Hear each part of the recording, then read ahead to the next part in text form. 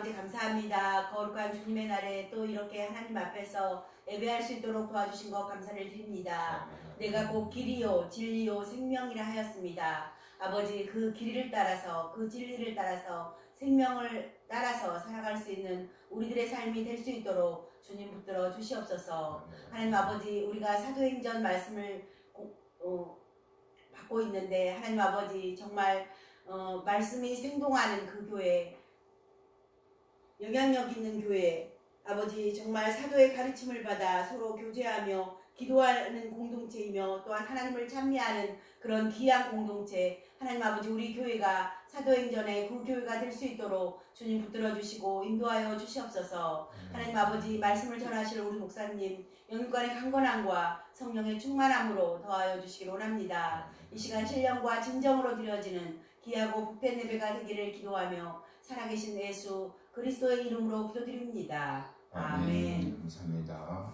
네, 시간은 시편 시간입니다. 시편 48편이 되겠습니다. 고라 자손의 시 곧 노래. 여호와는 위대하시니 우리 하나님의 성 거룩한 산에서 극진히 찬양 받으시리로다. 화롭고 아름다운 세계가 즐거워하며 큰 왕의 성 곧 북방에 있는 시온산이 그러하도다.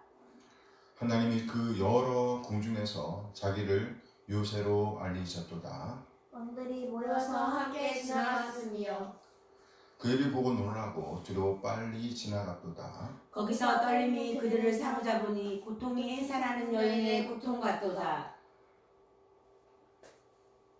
주께서 동풍으로 다시스의 배를 깨뜨리시도다. 우리가 들은 대로 만군의 여호와에서 우리 하나님의 성에서 보았나니 하나님이 이를 영원히 견고하게 하시리로다. 하나님이여 우리가 주의 전 가운데에서 주의 인자하심을 생각하였나이다. 하나님이여 주의 이름과 같이 찬송도 땅끝까지 미쳤으며 주의 오른손에는 정의가 충만하였나이다.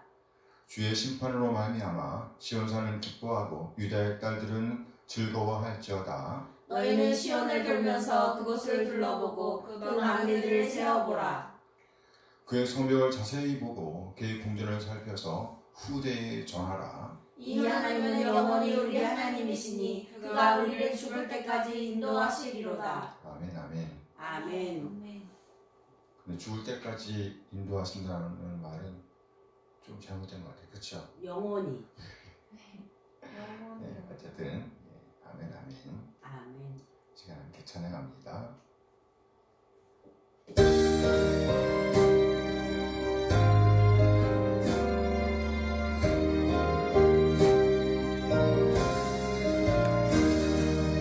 사랑의 주 하나님 우리 삶을 주관하시니 말씀으로 우리에게 영원 천국 알게 하소서. 이 세상 사는 동안 주의 나라 바라며 그의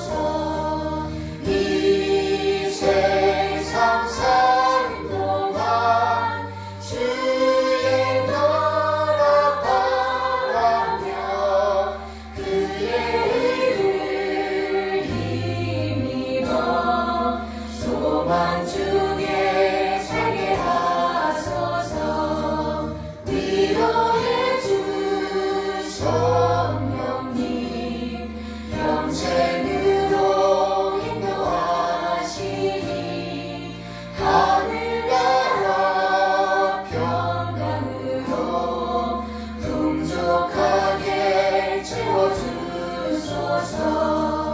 이 세상 사는 동안 주의 나라 바라며 그의 의를 힘입어 소망 중에 살게 하소서.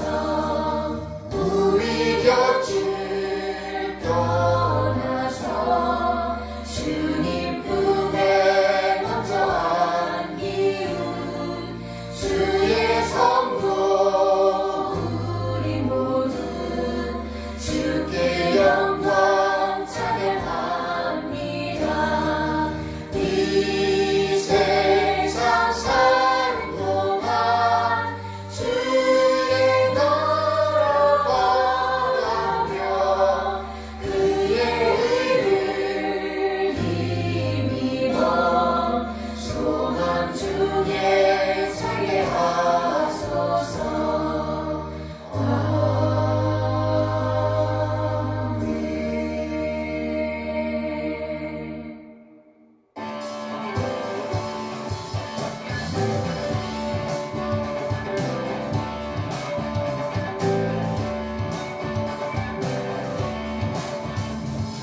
감사와 찬양 드리며 주 앞에 나가세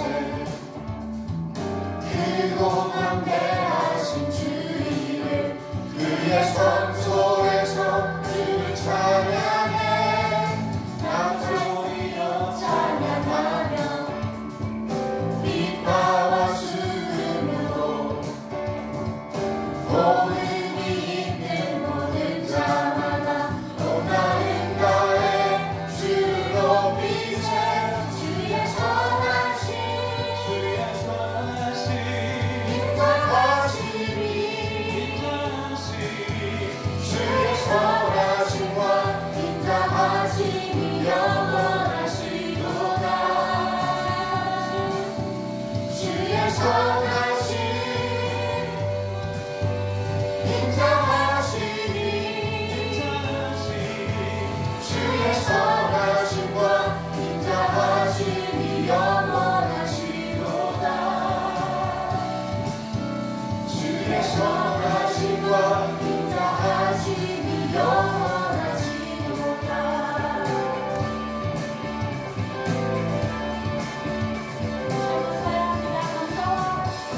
감사와 찬양 드리며 주 앞에 나가세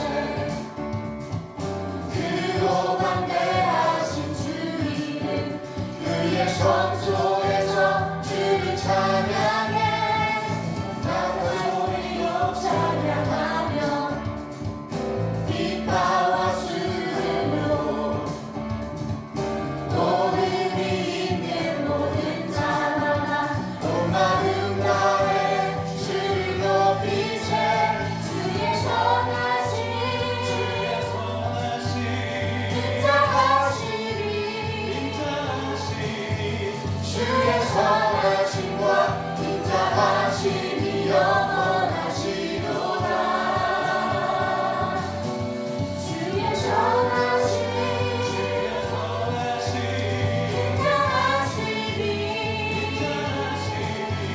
주의 선하심과 인자하심이 영원하시도다.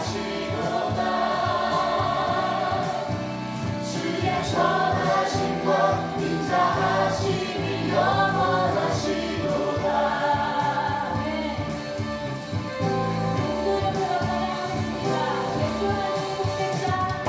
예수 하나님 독생자 만유의 창조주 모두 다 주 앞에 나가 목소리 높여 주를 찬양해. 주의 선하심 인자하심이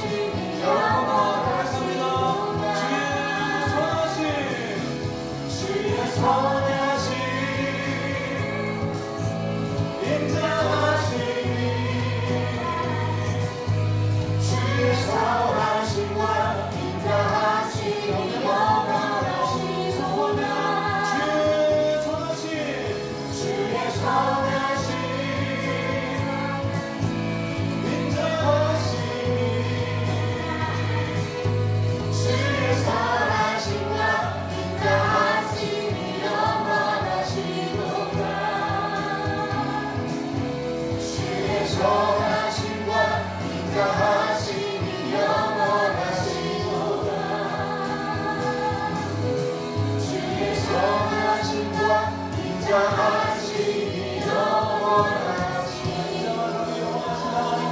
그 말씀으로 영광 돌리겠습니다. 하나님 가사 잘못 붙여놨네. 어쨌든 가사의 은혜 받아주시기 바랍니다. 하나님은 선하신 인도하심을 감사드립니다. 우리 한 사람 한 사람을 구원하시기 위해서 독생을 보내주신 우리 하나님의 그 놀라운 사랑을 찬양합니다. 그리고 아버지 하나님의 뜻에 따라 진 우리 한 사람 한 사람을 죄와 사망에서 구원하시기 위해서 낮아지시되 완전히 낮아진 우리 주님, 마침내 진리의 말씀으로 우리를 낳아주신 우리 주님 예수 그리스도의 다함없는 은혜에 감사드립니다.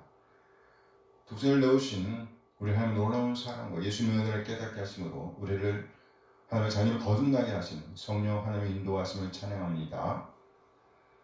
하나님의 놀라운 사랑과 은혜의 인도하심에 감사하여 우리 자신의 삶을 드리고 헌물을 드리고 시간을 드리고 또 우리의 몸과 마음을 드립니다. 하나님, 우리 지체들의 드림을 받아주시옵소서. 흠양하여 주시옵소서. 우리 하나님의 사랑과 긍휼과 은혜에 적절하게 반응하게 하옵소서. 그리하여 그리스도인됨의 가치를 보존해 내게 인도하여 주시옵소서. 하나님, 이 시간 우리 하나님 말씀을 기다립니다. 우리가 깨닫게 하시고 하나님 되심을 인정하며 하나님의 뜻, 하나님의 오름을 살아내고자 하는 열정을 주시옵소서. 믿음의 부유한 자로서 믿는 자의 품격을 살아낼 수 있도록 하나님의 사랑과 은혜를 살아낼 수 있도록 인도하여 주시옵소서. 감사드리며 우리 주 예수 그리스도의 이름으로 기도합니다. 아멘. 환영합니다. 이 시간은 우리가 함께 신앙 고백하는 시간입니다.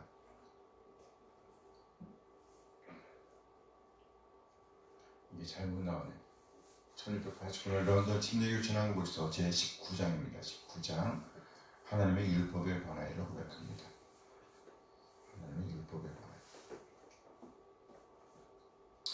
하나님은 아담에게 우주적으로 순종해야 할 법을 그 마음에 기록해 놓으셨고 특별한 명령으로서 선과 악을 알게 하는 나무의 열매는 먹지 말라고 말씀하셨다. 이 율법을 통하여 하나님께서는 아담 자신뿐만 아니라 아담의 모든 후손들이 개인적으로 전적으로 정확하게 영구한 순종에 매이게 하셨다. 그와 동시에 하나님은 사람이 그 율법을 지킬 때는 생명을 약속하셨고 그것을 범할 때에는 사망이 올 것이라고 경고하셨다. 그리고 아담에게 이 율법을 지킬 수 있는 힘과 능력을 부여해 주셨다. 그래요. 힘과 능력을 부여해 주셨습니다. 이건 무슨 의지? 자유의지. 자유의지를 주셨단 말이에요.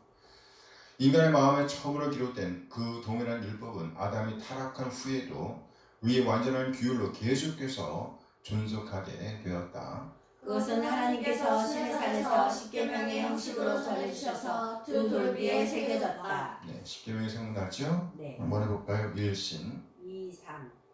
하나님을 섬기게 된다. 하나님 외에 다른 신을 주면 안 된다. 2, 3 어떤 우상도 만들어서는 안 된다. 3, 망 하나님의 이름을 망령되게 일컬어서는 안 된다. 4, 안식일을 기억하며 거룩하게 그렇죠. 지키라. 안식일을 기억하여 거룩하게 지켜내야 한다.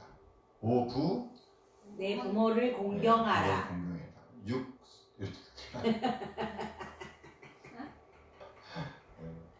6 살 살해는 안 되고요. 7 간음하지 말라. 8 또 도적질하지 말라. 도둑질하면 안 되고요. 9 거짓 증가하면 안 되죠. 10 내 이웃의 소유물을 그렇죠. 탐내지 말라. 맞아요. 탐내는 안 된다 그랬어요. 그래서 그것은 하나님께서 시내의 산에서 십계명의 형식으로 전해주셔서 두 돌비에 새겨졌다. 전 4개의 계명은 하나님께 대한 우리의 의무를 포함하고 있고 나머지 6개의 계명은 사람에 대한 우리의 의무를 포함하고 있다.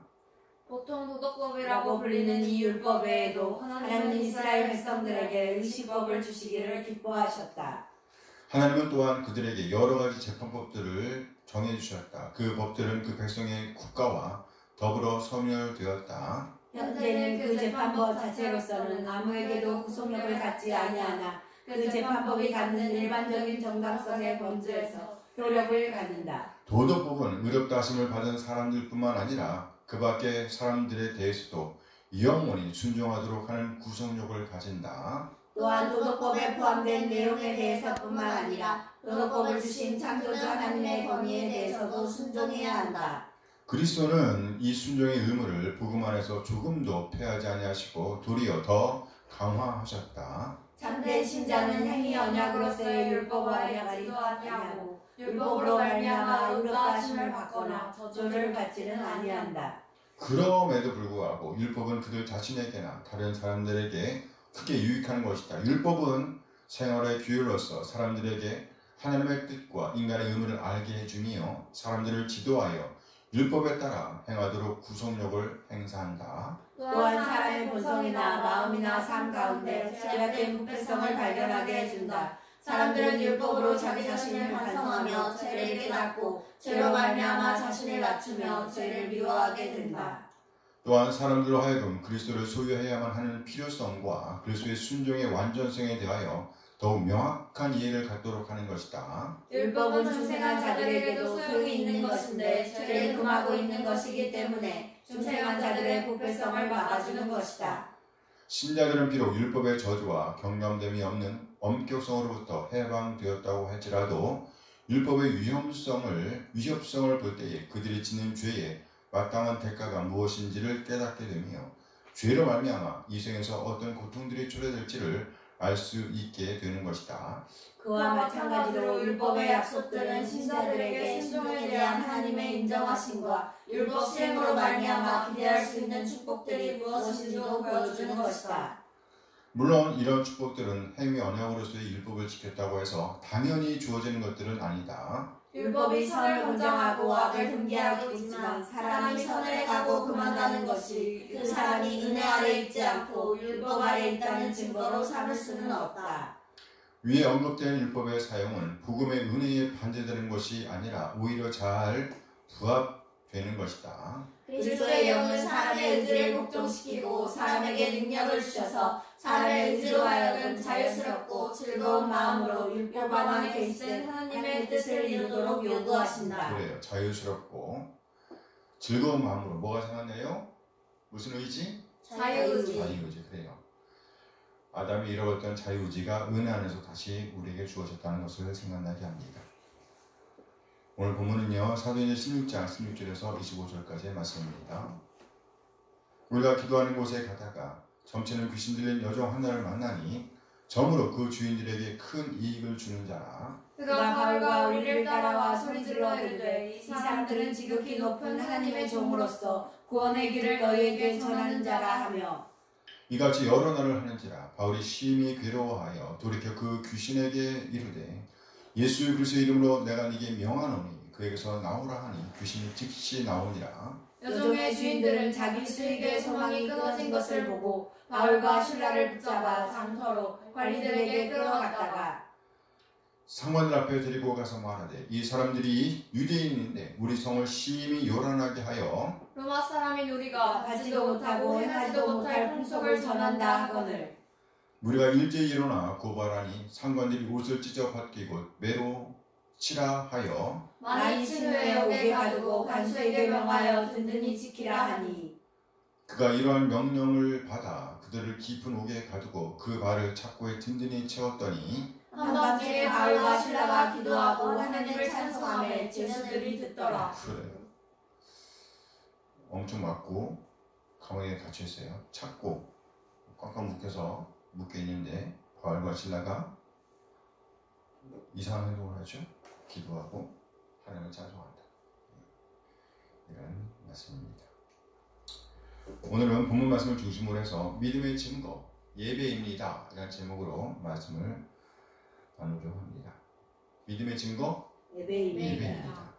그래요. 믿음은 반드시 열매를 거둡니다. 우리가 인정하든지 인정하지 않든지 우리는 항상 무엇인가를 믿고 있습니다.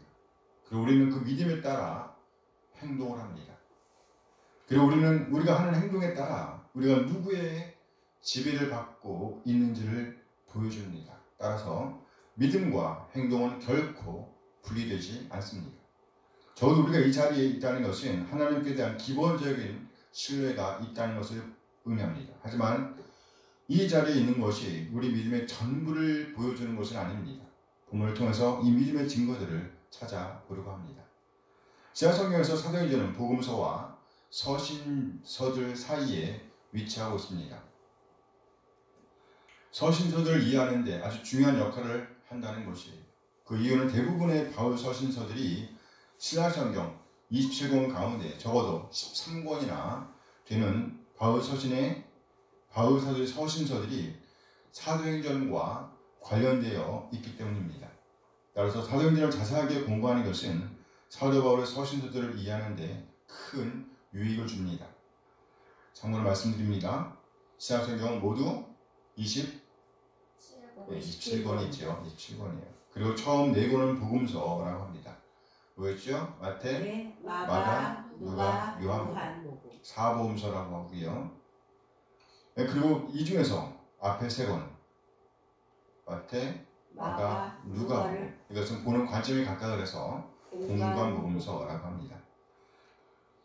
그리고 처음 4권에 이어서 나오는 책인 사도행전을 역사서라고 합니다. 역사서. 오늘 우리가 보고 있는 이 성경입니다. 그리고 사도행전에 이어진 책은 이 성경에 등장하는 사람 중에서 아주 획기적인 구원을 체험했던 사람 누구? 바울이 위해서 쓰여진 13권의 서신서들입니다. 이것을 가리켜 우리는 바울 서신서라고도 하지요. 이 서신서들은 전부 사도행전에 등장하는 교회들과 밀접하게 관련되어 있습니다. 그리고 일반 서신으로 분류되는 8권이 나옵니다. 8권.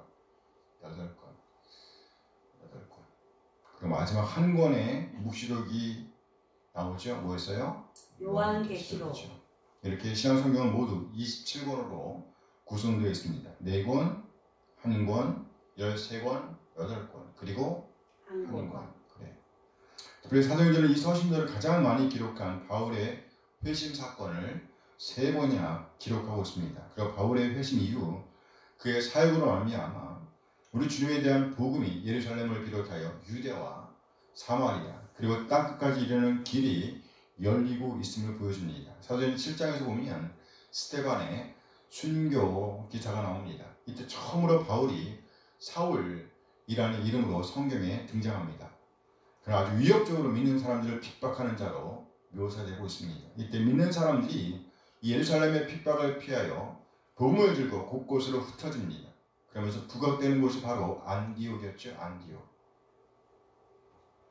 바로 이곳에서 예수님의 직접적인 환상을 통해 거듭남을 체험했던 바울과 바나바가 우리 성령님에 의해서 선교사로 세워집니다. 선교사로 세워져요. 그리고 이 두 사람은 함께 선교 여행을 시작하죠.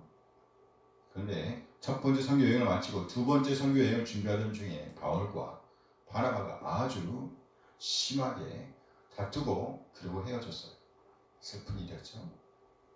이 일로 말미암아 바울과 바나바는 적지 않은 충격을 받았을 것이라고 생각합니다. 마음이 참 좋지 않았겠지요. 하지만 그럼에도 불구하고 이들은 자신들의 본래 사역을 중지하지는 않았습니다. 중지하지 않았어요. 이것이 우리에게 얼마나 큰 위로가 되는지 모릅니다. 싸웠어요. 상처 입었어요. 그리고 찢었단 말이에요. 그렇다고 해서 사역을 중지하지 않았다. 사탄은 시시때때로 우리를 넘어지게 하려고 안테나를 곤두세우고 있습니다. 그리고 특별히 복음 전하는 자들을 넘어지게 할 그 기회를 절대 놓치지 않으려고 가진 수단을 다 씁니다. 사탄은 우리가 복음 전하는 것을 아주 싫어합니다. 그래서 사탄은 바울과 바나바 사이에 간격을 만들었습니다. 그래서 서로 싸우도록 개입하였습니다. 만일 이들이 일로 말미암아 사역을 멈추었다고 한다면, 하나님 섬기는 것을 그만두었다고 한다면, 하나님 예배하기를 포기했다고 한다면 이들은 사탄에게 지고 마는 것입니다. 우리에게도 이런 위기의 순간은 언제나 찾아올 수 있습니다. 이 위기의 순간, 다시 말해 하나님을 예배하는 것을 포기하게 될 수도 있는 그런 상황이 찾아왔을 때, 도래했을 때, 그 위기의 순간이 닥쳐왔을 때 어떻게 하느냐가 중요하다는 거예요. 멈추면 안 됩니다. 하나님을 예배하는 것, 하나님을 예배하고 섬기는 것을 결코 포기하면 안 돼요.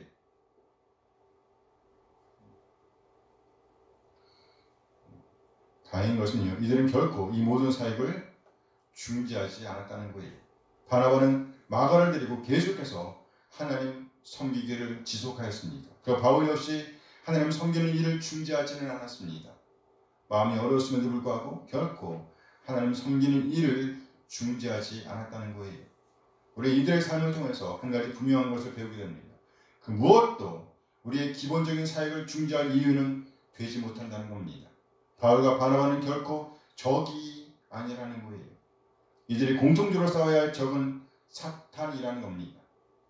이들은 결코 이것을 잊지 않았습니다. 우리 또한 결코 이것을 잊어버리면 안 됩니다. 사도행전 16장 1절 이하에서 보면 바울이 디모데를 만나는 장면이 나옵니다. 우리가 포기하지 않고 하나님 섬기기를 지속한다면 하나님께서 돕는 자를 보내주심을 보게 됩니다. 하나님께서 돕는 자를 보내주신다. 일꾼을 붙여주십니다. 바울이 디모데를 만나면서 큰 위로를 얻습니다. 그가 만난 디모데는 제자였습니다.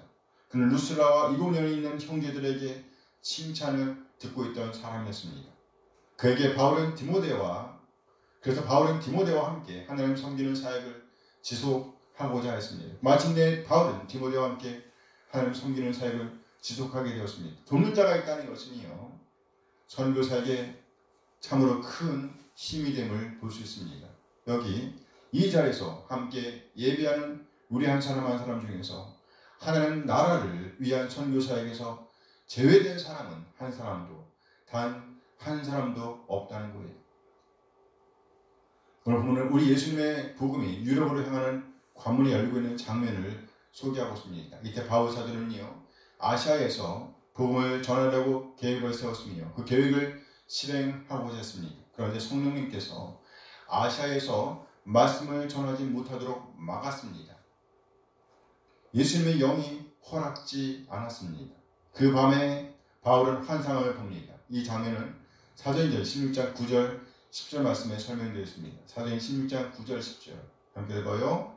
밤에 환상이 바울에게 보이니 마게도냐 사람 하나가 서서 그에게 청하여 이르되 마게도냐가 건너와서 우리를 도우라 하거늘 바울이 그 환상을 보았을 때 우리가 곧 마게도냐로 떠나기를 힘쓰니 이는 하나님이 저 사람들에게 복음을 전하라고 우리를 부르신 줄로 인정함이라. 그 밤에 바울은 환상 중 한 사람을 보았습니다.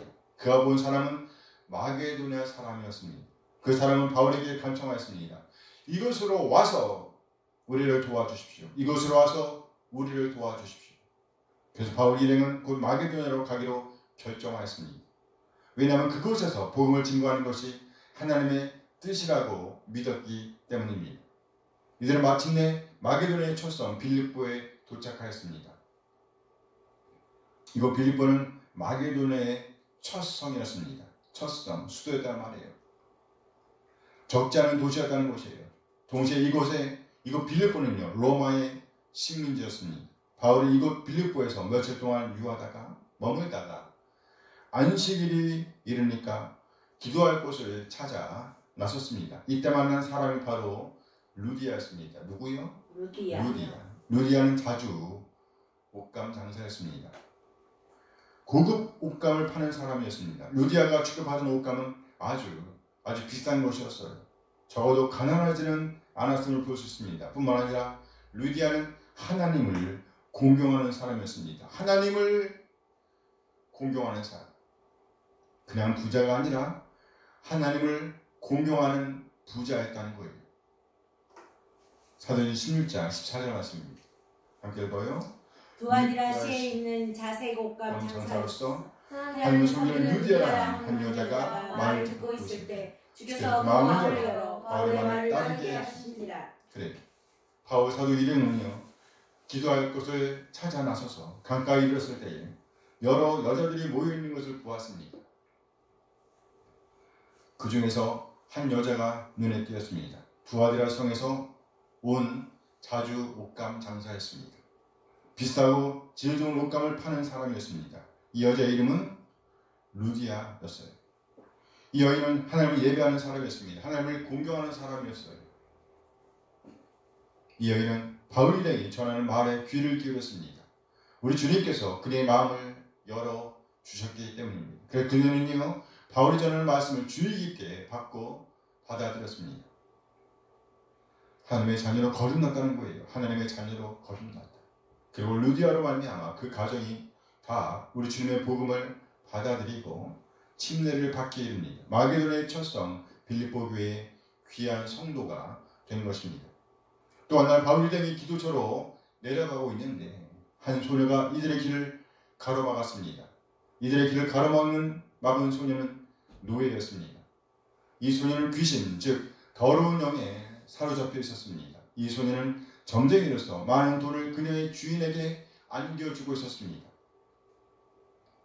그런데 이 소녀가 바울 일행을 쫓아오면서 이 사람들은 지극히 높으신 하나님의 종입니다. 그래서 이 사람들은 어떻게 구원을 받게 되는지에 대해서 여러분에게 전하려고 이곳에 왔습니다. 라고 말했습니다. 여러 날에 걸쳐서 이렇게 말하였어요. 그래서 바울은요 마침 이 소녀를 사로잡고 있던 귀신, 즉 더러운 영을 향해 명하였습니다. 내가 예수 그리스도의 이름으로 너에게 명하노니 이 소녀에게서 나오라. 이 명에 따라 그 더러운 영이 즉시 그 소녀에게서 떠났습니다.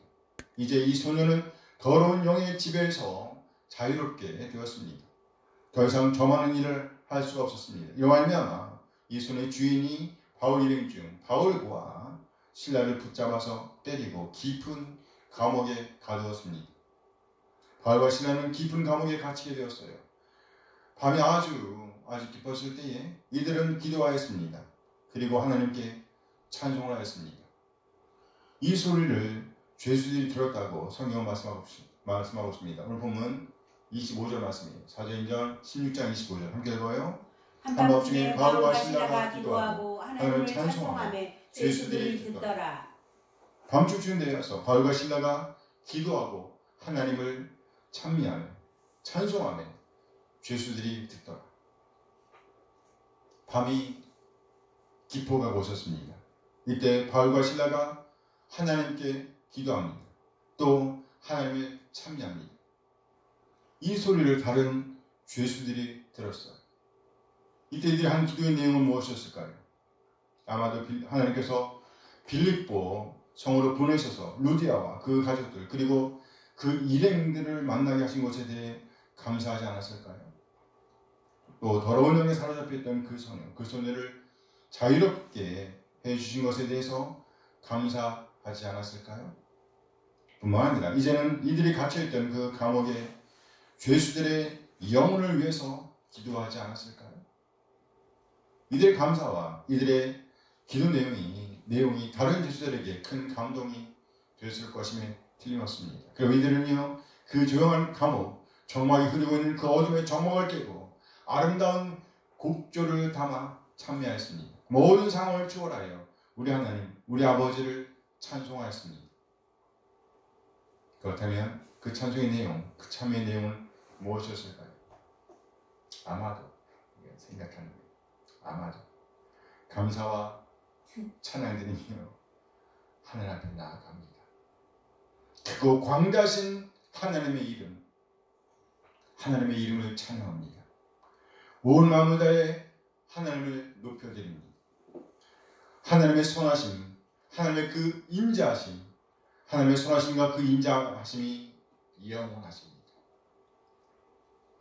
놀랍지 않아요? 도대체 찬양할 수 없는 그 상황, 맞은 자리가 쓰려오고 맞은 자리가 아파오고 또 무슨 일이 기다리고 있는지 알 수 없는 그 어두컴컴한 어둠의 장소에서 오히려 하나님을 찬양하는 이 모습 얼마나 감동적인가요?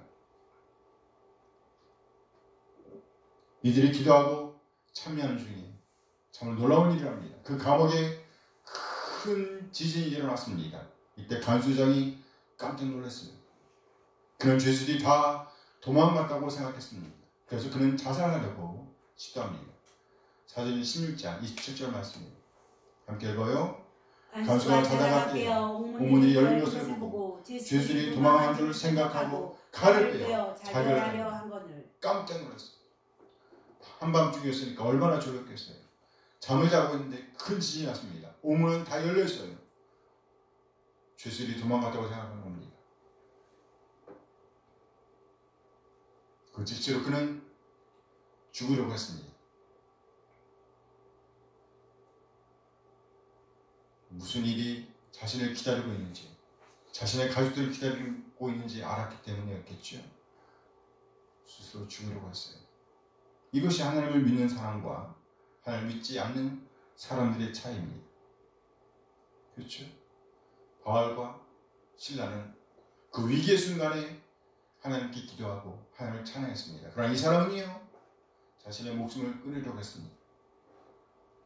이 간수가 지키고 있던 그 감옥에서 죄수로 갇혀있던 바울과 실라는 아무 이유 없이 고문을 당하고 그리고 그 깊은 감옥에 갇히게 되었습니다. 그럼에도 불구하고 착고의 자여 옴짝달싹할 수 없는 처지였음에도 불구하고 오히려 하나님께 기도하며 또 하나님을 찬송할 수 있었습니다. 이처럼 하나님을 믿는 사람들은요, 그 모든 고난에도 불구하고 오히려 더욱더 하나님께로 향합니다. 하나님께로 향합니다. 이것이 바로 이들이 믿음의 사람들이었음을 보여주는 거예요. 하지만 하나님 믿지 않는 사람들은 이렇게 급박한 상황에 닥치면 제일 먼저 죽음을 생각합니다. 죽어버렸습니다. 죽어야지. 이것이 바로 하나님을 믿는 사람과 하나님을 믿지 않는 사람의 가장 중요한 차이라고 할 수 있어요. 우리 한 사람 한 사람 어찌하든지 삶의 현장에서 하나님을 믿는 믿음을 보여주게 되길 소원합니다. 어쨌든 이 간수가 자신의 목숨을 끊으려는 바로 그 순간 바울이 급작스럽게 그를 말렸습니다. 이로 말미암아 간수장은 하나님께로 향하게 되었습니다. 어떻게 하여야 내가 구원을 얻을 수 있습니까? 라며 절규하였습니다. 주 예수를 믿으십시오. 그러면 당신과 당신의 가정이 구원을 얻을 것입니다. 할렐루야. 이때 그는 그 말씀에 즉각적으로 반응하였습니다. 이로 말미암아 이 간수장의 가정이 거듭나는 역사가 일어나게 되었습니다. 바울은 고통 중에서도 하나님 섬기는 일을 멈추지 않았습니다. 이로 말미암아 그는 귀하게 준비된 사람 디모데를 얻게 되었습니다. 바울이는 기도처를 찾아 나섰다가 또 한 사람을 만났습니다. 루디아였습니다. 루디아. 바울이는 기도처를 향하다가 또 한 사람을 만났습니다. 더러운 영에 사로잡혀 있던 한 소녀였습니다. 바울이는 기도하고 하나님을 찬송함으로 다른 죄수들을 감동케 하였습니다. 그럼 마침내 죽음 직전까지 갔던 그 감옥의 간수장을 변화시키기에 이릅니다. 이것이 오늘 우리가 함께 알게 된 믿음의 증거입니다. 어떤 상황에 부딪힌다 할지라도 하나님께서 맡기신 하나님의 나라를 위한 헌신, 이 헌신을 포기하지 않는 것 말이에요. 절대로 포기하지 않다. 하나님 섬기기를 중단하지 않는 것. 이것이 바로 믿음의 증거라는 거예요. 그리고 이 증거는요, 기도와 찬미, 찬송으로 표현됨을 오늘 성경은 우리에게 보여주고 있습니다. 우리가 삶에서 만나는 고통은 시가 됩니다. 하나님 나라를 위한 기도가 됩니다. 그리고 그 응답으로 주어진 영혼들은 바로 찬송이 됩니다. 시가 되고 노래가 되고 찬미, 찬송이 됩니다. 오늘 본문의 이야기는 이렇게 끝납니다. 사도행전 16장 40절 말씀이에요. 함께 읽어요. 두 사람이 옥에서 나와 루디아의 집에 들어가서 형제들을 만나보고 위로하고 가니라. 그래요. 두 사람이 이제 옥에서 나왔습니다. 전혀 상상하지 못한 일이 일어난 거예요. 이 두 사람은 그 모든 고난에도 불구하고 그 고통에도 불구하고 하나님께 기도하며 찬송했던 바울과 실라는 감옥에서 나오자마자 루디아의 집에 들렀습니다. 예. 이제 루디아의 집에서 교회가 시작된 거예요. 이것이 바로 빌립보 교회입니다. 이처럼 바울과 실라가 보여준 믿음의 증거는 예배였습니다. 뭐였다고요? 예배. 그리고 그렇게 그들이 믿음의 증거를 보여줬던 바로 그곳은 곧 예배 장소, 예배터가 되었습니다. 교회를 세우는 것으로 드러났다는 거예요. 이제 우리가 이 믿음의 증거를 남겨야 하지 않을까요? 이 믿음의 역사는 이제 우리 한 사람 한 사람에게 부여된 겁니다. 우리도 과연 우리 삶의 현장에서 진정으로 믿음의 증거인 예배를 살아내야 합니다. 우리 심지어 하나님을 하나님으로 믿고 예배할 때에 우리가 머무는 그곳에서 하나님께 기도하며 또 하나님을 예배할 때에 그것은 곧 예배 장소가 되는 겁니다. 예배터 곧 교회가 되는 거예요. 우리 모두 이와 같이 놀라운 믿음의 증거들을 남기게 되길 소원합니다. 이렇게 세워지는 교회를 통해서 우리 모르는 사이에 준비된 제자가 하나님의 동역자로 세워지는 겁니다. 하나님께 갈급한 영혼들이 온전히 하나님을 섬기는 자로 세워지게 됩니다. 길을 잃고 방황하고 있는 영혼들이 전심으로 하나님을 예배하는 우리 한 사람 한 사람으로 말미암아 하나님께로 돌아오는 역사가 일어나는 거예요. 사도행전의 역사는 이 믿음의 친구들이 모여서 교회를 세우고 있음을 보여줍니다. 그리고 궁극적으로 이 믿음의 증거들이 하나님의 나라를 세워나가고 있음을 보여줍니다. 할렐루야. 따라서 사도행전의 주제를 한마디로 요약하면 바로 하나님의 나라, 하나님의 나라의 확장이라고 할 수 있습니다. 하나님의 나라의 확장. 사도행전 마지막 장, 마지막 절은 이렇게 기록되어 있습니다. 사도행전 28장 31절 말씀이에요. 함께 읽어요. 하나님의 나라를 전파하며 주 예수 그리스도에 관한 모든 것을 담대하게 거침없이 가르치더라. 할렐루야. 이 일에 곧 하나님 나라를 확장하는 이 사명에 우리 모두 함께 동참하게 되시길 소원합니다. 그럼 이 일은 무엇에서부터 시작될까요? 기도입니다. 예배예요. 하나님으로 섬기고 예배하는 일에 성공한 이후에야 비로소 우리는 아름다운 열매를 맺는 삶을 감당하게 될 겁니다. 지금 고통 중에 있다고 하면 지금이 바로 기도할 때입니다. 지금 감당할 수 없는 일에 치여 있다고 하면 지금이 바로 하나님께 기도하며 하나님을 찬송할 때입니다. 형편이 좋으면 좋은 대로, 그렇지 않으면 그렇지 않은 대로 우리는 여전히 하나님을 예배하는 자로 있어야 합니다. 예배는 바로 우리 믿음의 증거를 남기는 기초입니다. 하나님을 예배하는 삶 말이에요. 하나님을 예배하는 삶, 무슨 말인가요? 예배는 단지 교회 당에서 드려지는 것을 의미하는 것이 아니다라는 거예요. 우리의 삶이 곧 예배가 되어야 한다는 것이에요. 우리 삶의 현장에서 누가 예배를 받고 있나요? 진짜 우리가 하나님이신가요? 아니면 여전히 내가 예배의 대상이 되고 있지는 않은가요? 우리 한 사람 한 사람 어찌하든지 하나님을 섬기는 일에, 하나님을 예배하는 일에 성공하게 되시길 바랍니다. 어떤 형편에 처하든지 온 마음을 다해서 하나님을 찬송하는 일에, 예배하는 일에 기필코 성공하게 되시길 소원합니다. 그렇게 우리 믿음의 증거를 드러내게 되길 원합니다. 아멘. 기도하시겠습니다. 잠시 오늘 받은 말씀을 생각하시면서 기도하십니다. 함께 기도하십니다.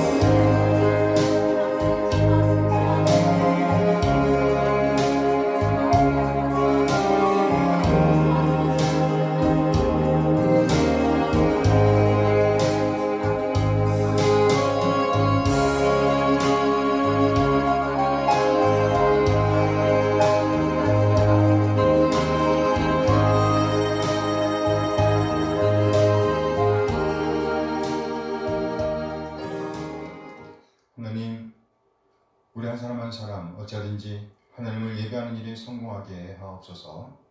우리 한 사람 한 사람 날마다 예수님을 구세주와 주님으로 고백하며 하나님을 예배하는 자로 살게 하옵소서. 아멘. 그래요. 어떤 삶의 위기에 직면한다 할지라도 오히려 그 위기의 순간에 하나님께 기도하는 자로 남게 하옵소서. 아멘. 어떤 상황에 처한다고 할지라도 오히려 하나님을 찬송하는 자로 남게 하옵소서. 우리 한 사람 한 사람 하나님 예배하고 섬기는 일을 성공하게 하옵소서. 이 시간 다시 한번 우리 하나님을 의지하며 우리의 몸으로 하나님께 산 제사를 드리고 다짐합니다. 여전히 넘어지고 나약한 존재이지만 그럼에도 불구하고 하나님의 선하신 인도하심을 의지하여 고백하오니 우리 한 사람 한 사람 믿음을 더욱 강건케 하시어 하나님을 예배하는 일에 성공하게 하옵소서. 우리 삶의 자리가 하나님을 예배하는 자리가 되게 하옵소서. 하나님께 기도하며 하나님을 찬송하는 자리, 그래서 교회터, 예배터가 되게 인도하여 주옵소서. 감사드리며 우리 주 예수 그리스도의 이름으로 기도합니다. 아멘. 아멘. 아멘. 일어나서 찬양하면서 예배를 마칩니다.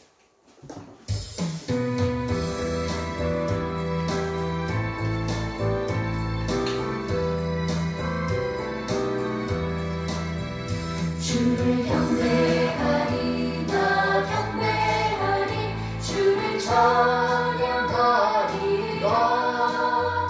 주를 경배하리 나 경배하리 주를 찬양하리라 영화로운 주 이름을 모두 찬양드리옵니다 정성 다하여 주 찬양하니 주여 기뻐 받아주소서 주를 경배하리 나 경배하리 주를 찬양하리라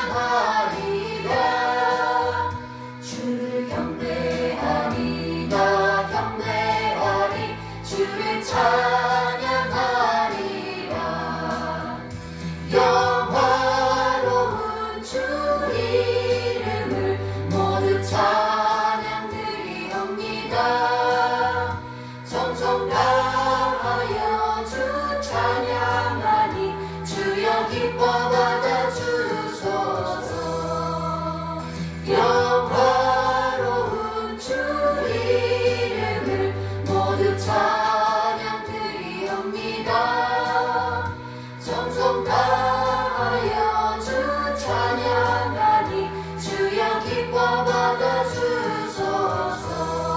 받아주소서 이제는 우리 주 예수 그리스도의 은혜와 하나님의 극진하게 사랑하심과 성령 하나님의 교통하심이 오늘 받은 말씀에 응답하여 우리 삶의 자리에서 믿음의 증거인 예배를 살아내려 다짐하는 우리 모든 지체들에게 함께 하시길 축원하옵나이다. 아멘. 아멘.